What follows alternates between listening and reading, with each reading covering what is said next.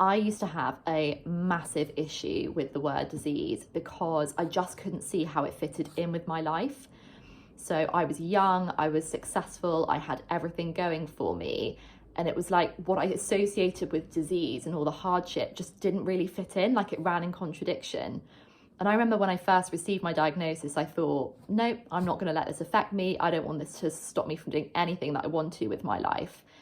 And I think other people looked at me and were really baffled because when you say words like surgery and tumour and diagnosis, people assume the worst and they kind of picture a scene from Casualty.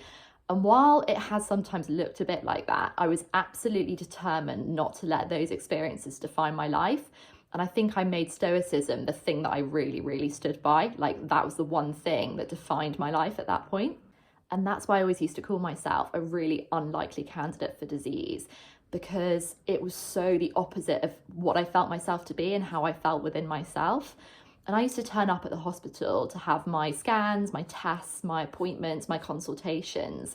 And I'd look around and I just think, I didn't fit in here. Like, I'm not like everyone else. I feel charismatic, I feel happy, I feel, like this disease doesn't run my life.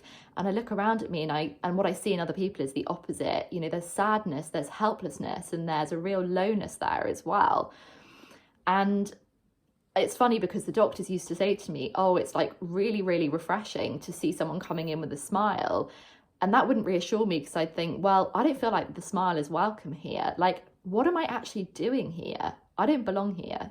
And even at the toughest of medical times, when I was actually an inpatient, so I couldn't even say I wasn't a patient, I would look around at other people on the ward and think, I'm not like them. Like, I'm not experiencing the same as they are, because they had drips in their arms. They were, to me, they appeared weak and vulnerable. And I just said to myself, I'm not like that. And what I realize now is that I was incredibly capable of experiencing that, of experiencing what they were, of having those emotions, but I didn't want to. I didn't want to feel weak. I didn't want to feel vulnerable. And the last thing I wanted was for anyone else to see me like that, because then they'd have to give me their pity, and that would make me feel even more weak. And that is where stoicism took a really nice big chunk out of my because over the last 5 years, I have come to see that resilience is very, very different to just not feeling. So resilience is being able to cope with adversity, to withstand adversity. What I was doing was ignoring the fact that I was going through something adverse. I just didn't want to feel anything that was going on. And in fact, I never really, when I was younger, wanted to feel any negative emotions, any sadness, any anger, any hurt, any upset. I never wanted to feel those, so I didn't let myself, and I didn't let anyone else kind of witness me feeling those either. And that made me feel strong, made me feel really strong, and it served me up until a certain point. Like my stoicism, what I called stoicism, really got me to places. Unfortunately, it was at the cost of my health, and I didn't figure that out until a lot later. One of the most important things I learned when I was studying human anatomy is that the body is basically an emotional storehouse. So emotion is emotion, it's energy in motion. It's kind of like a force that flows through the body, not the mind, through the body, when it has the space to move. The problem is that a lot of the time when we don't want to feel things, we don't give it that space, and then the emotions become trapped.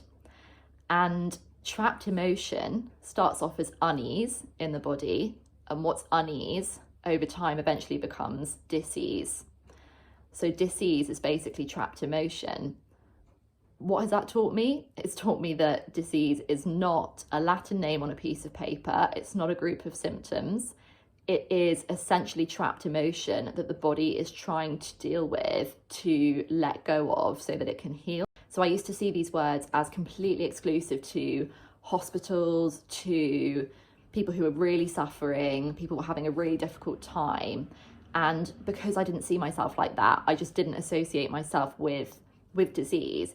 But actually what I understand now is that disease is not just those kind of connotations that we have up in our head. It's about emotion.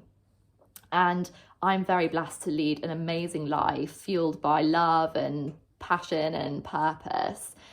But that doesn't mean that I don't have, you know, difficult emotions going on, that I haven't had stuff happen in my past. And it's about being able to come into every day with the same smile and the charisma that I want to bring, but also be able to process what's going on underneath and not kind of turn off to that, which is what I used to do.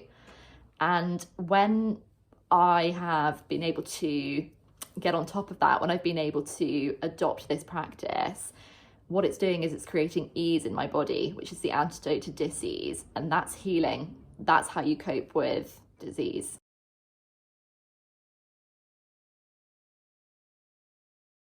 If there's any bit of this video that you have enjoyed or can relate to, please feel free to like, comment, subscribe, share it with anyone who you think it might help. I've also included the link to the written Medium article if you like reading stuff. That's in the box underneath the video. Also in the same box, you'll find a link to a 3-step guide, which basically helps you rewrite the future of your health. So you might have been told that surgery is the only option, or that your health is going to look a certain way. And what I've learned is that actually, when you think differently, different options become available. So do check out the guide and let me know what you think of it.